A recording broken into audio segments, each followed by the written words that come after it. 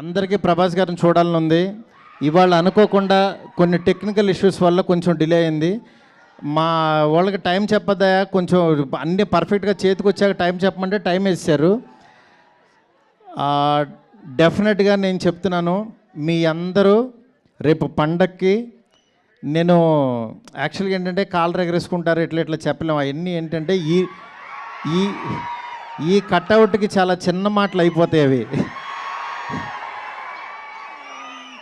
ఎందుకంటే ఆయన అంటే మీ మనసుల్లోంచి ఆయన ఎలా వచ్చారో కానీ రెబల్ గాడ్ అని, రెబల్ వుడ్ అని, నేను ప్రస్తుతానికి ఆ రెబల్ యూనివర్సిటీలో చదువుకుంటున్నా ప్రస్తుతానికి.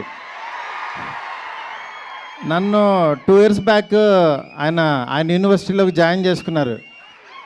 నేనేదో చిన్న కాలేజీలో ఎక్కడో చదువుకునేవాడిని. లేదురా నీకు టాలెంట్ ఉంది, రా నా యూనివర్సిటీకి అన్నాడు ఆయన. ఆ యూనివర్సిటీలో నాకు అర్హత ఉందో లేదో నాకు తెలీదు. వెళ్ళిన తర్వాత మాత్రం ఆయన అర్థం చేసుకుని ఆయన ఫోటో జేబులో పెట్టుకుని పనిచేశా. ఆయన ఫోటో జేబులో ఉంటే డెఫినెట్గా ఎలాంటి వాడైనా సరే టాప్ డైరెక్టర్ అయిపోతాడు.